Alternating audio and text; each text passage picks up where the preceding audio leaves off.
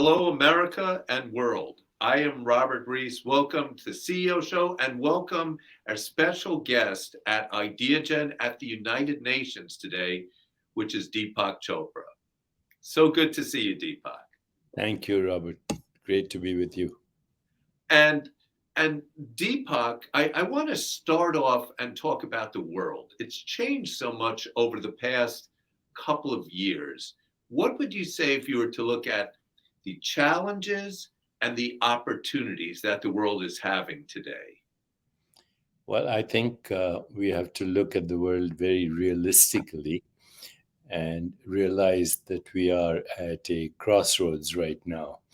And that crossroads is an opportunity for all of us to take the road less traveled, because the road that we've traveled so far has led to a planet which is unsustainable: climate change, extinction of species, mechanized ways of killing each other and ourselves. Very barbaric. We haven't learned how to solve problems creatively, and yet we have unbelievable infinite creativity in technology, even diabolical technology, the creation of atomic weapons, biological warfare, cyber warfare, on and on. We have failed as a species because we are now facing social and economic injustice. We are facing a planet that is ready for extinction. And as humans, we are responsible for this. We are sleepwalking to extinction. So that's the dark side of what's happening today. The bright side is that this could all be what is called a phase transition and a quantum leap in human creativity and in human imagination and in human emergence. This could be an opportunity for all of us to actually take the road less traveled so we can create a critical mass of consciousness in the world that is moving in the direction of a more peaceful, just, sustainable, healthier, and joyful world. It's up to us right now. We have the technology, by the way, not only to destroy the world, we have the technology to heal the world. That technology is what we're using right now. We are participating right now on the internet in the global brain. If you want to know the human condition, just go to the internet and you'll see everything from sacred to profane, divine to diabolical, and everything that the human condition represents is projected there. But right now, what the projection is quite ugly. And yet, when there's phase transition means a new story is born. There's the death of an old story and the resurrection of a new story, new meaning, new perceptions, new relationships, new archetypes, new imagination, new context. Then we can have the emergence of a new reality. Social scientists talk about emergence. Emergence happens when there's shared vision, in this case, more peaceful, just, sustainable, healthier, and joyful world, when there is maximum diversity of education, but also maximum diversity of talent and storytellers and poets and songwriters and entertainers and people in the world of education and the world of business and corporations, maximum diversity of also gender and race and nationality. When everyone comes together around a shared vision, they bond emotionally, they have maximum diversity, and they complement each other's strengths, then a new world is born. So my my hope is, or that we'll find a creative solution to all the problems that we have created as a human species. Only we can solve them, but not at the level at which they were created. We have to move and transcend the level at which these problems were created. So, Deepak, there's a lot to unpack in what you've said. And let's think about CEOs. And it's something you and I have spoken about many times. And you've been such a wonderful ally in paving the way, which you talk about this road less traveled for CEOs to build a world, and here's what you and I have discussed, of peace and prosperity. So, talk about what you believe, Deepak, that CEOs can do specifically to help pave this path to peace and prosperity. Well, CEOs, the word CEO is, of course, an acronym for Chief Executive Officer. And so you can be the CEO of your own body and mind. You can be the CEO of your Absolutely. family. You can be the CEO of your community. You can be the CEO of your business. You can be the CEO of a country. And you can be even the CEO or one of the CEOs for a global family. And CEOs, I have always used the acronym, should come from a place of leadership that is coming from the deepest parts of our being or awareness or soul. CEOs have to have uh, a deep listening of the zeitgeist, the collective conversation that's happening in the world right now. And the collective conversation is war and terror and all the things I've mentioned. So CEOs have to be alert to the collective conversation.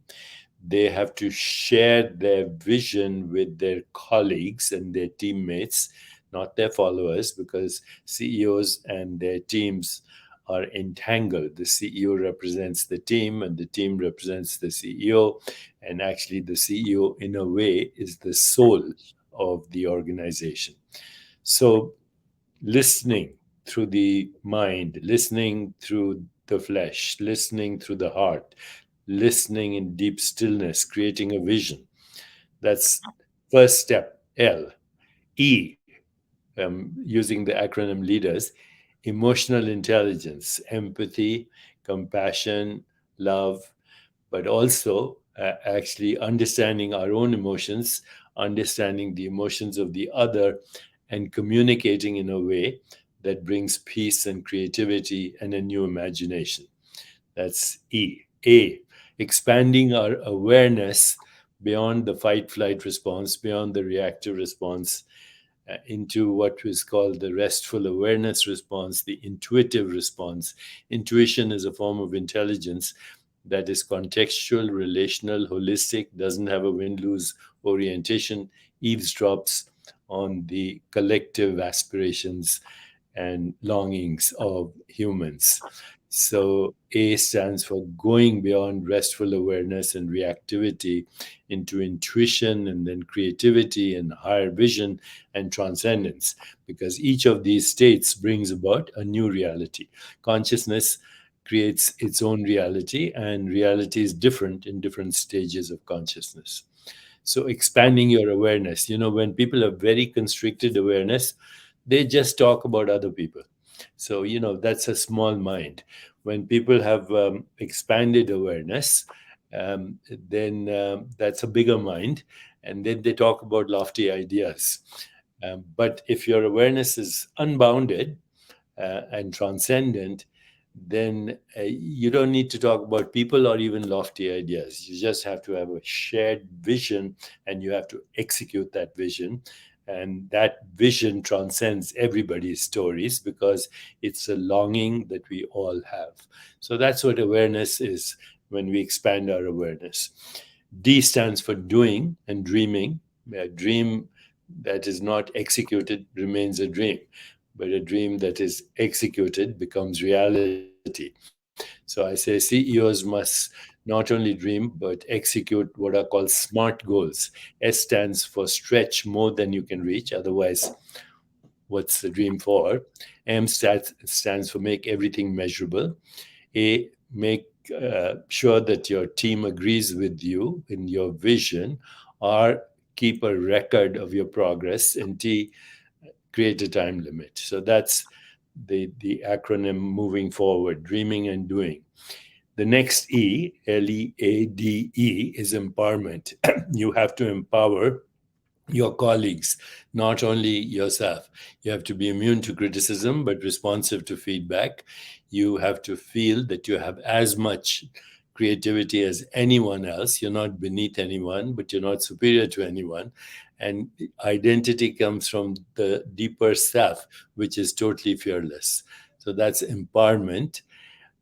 Leader. R is responsibility. CEOs have to ensure that they are responsible for their mental hygiene, their physical hygiene, and they have to make sure that they're physically, mentally, emotionally able to regulate their biology. And that is responsibility for sleep, stress management, emotional resilience, grounding, biological rhythms, connection with nature. And the last step is synchronicity. When you actually shift your identity from your ego to your true self, then something magical happens. And that's called synchronicity or good luck, or being at the right place at the right time. Spiritual people say a state of grace. So that's the complete acronym for how CEOs can not only transform themselves, but transform the world. And you've certainly given us all, Deepak, here on October 27, 2022. You've given everyone a PhD in leaders and what CEOs need to do. While we're here at IdeaGen, um, there's clearly a divide in people, and we're trying to somehow find a middle ground where there's harmony. What are the first steps in creating this shared vision and expanded awareness? What can everyone do, from, you mentioned CEOs, ambassadors, students, anyone, so we can move towards more of a harmony in the world? What we see in the world today as disharmony is a conflict of ideas, whether they're religious ideas or ideas about the best way to structure society, political ideologies, also economic ideologies, religious ideologies. These are at the heart of every conflict in the world, and therefore lack of harmony in the world. My experience is that if somebody is programmed in a particular ideology, and we all are, then you will never change another person's ideology. The right wing will have their ideology, the left wing will have their ideology. And so too, religious people interpret religious experience slightly differently, and that becomes a source of conflict, although the experience itself is universal. So forget about transforming your ideological adversaries and having a victory. Even if you have a victory, it will be short lived. So if you want a creative solution, you have to go beyond ideology. And then there are certain steps. You have to treat your adversary with respect. You have to practice the principles of emotional intelligence. You have to refrain from belligerence. You have to be ready to forgive and ready to ask for forgiveness. You have to be prepared not to prove the other person wrong. They'll never forgive you. You have to also refrain from ideological or religious arguments, and you have to recognize that there's fear on all sides. Now, once you recognize the basis of conflict resolution, then you ask yourself, let's say if the conflicts continued in the world, wherever, Russia and Ukraine and India and Pakistan and Israel and Gaza and on, Northern Ireland, and wherever you look, Iran, um, uh, there is conflict, and you have to ask yourself, what would happen in 5 years if we stayed as is or got worse? What would happen to our economy? What would happen to the state of prosperity? What would happen to the education of our children? What would happen to our ability to achieve worthy goals? What would happen to our communities in terms of peace and prosperity if the conflict continued? If, on the other hand, it was solved through a process of creativity and economic partnerships and refraining from ideological arguments and conflict, what would happen? You should ask yourself that. And that will you earlier the emergence of a new story. But you need these principles and understand that you cannot fight darkness, you can only bring the light. And anytime there's a conflict, there's darkness on both sides. That is a pretty powerful statement about not being able to fight darkness, only have the light. I want to ask you, this is really the final question, but many people have learned from you about meditation. Many CEOs that you and I know are A types, and it's very hard to actually relax and think clearly. And I'm just wondering, it's almost a tongue-in-cheek question for you, Deepak, which we've spoken about many times before. But what are the first steps for someone who maybe has a hard time relaxing and meditating and thinking clearly? And maybe everyone right now in IdeaGen in the United Nations can try at your suggestion. They can use what I call the STOP formula, STOP. So before reacting to any situation or any stressful circumstance, you stop. STOP. S stands for stop. T stands for take 3 deep breaths and smile from your head to your toes. This stimulates the vagus nerve, which is the healing nerve in your body. A lot of evidence that smiling changes your biology, especially if you imagine smiling from your head to your toes. Everything is smiling: your nose, your lips, your tongue, your ears, your neck, your heart, your fingernails, your genitalia. Everything is smiling. So, T, take 3 deep breaths and smile. O, observe your body, the sensations, observe the environment without judgment. And then P, proceed with awareness and compassion. STOP. If that's too much, just press the pause button and watch your reaction to react. That is the highest intelligence. The highest intelligence is the ability to observe yourself without judging yourself. And you just have to practice that. And then you can do the other more formal types of meditation and mindful awareness. On that inspirational note, Deepak, I want to thank you. Thank you so much. And everyone, think about respect, which is a word that really emerged from this discussion. Always a Robert, pleasure. Yes. yes, happy birthday to Ellen, to your mother as well. Oh, there you go. You made my day. Great seeing you again. Thanks so much, Thank Deepak. you. Thank you. Thanks, everyone. Very happy.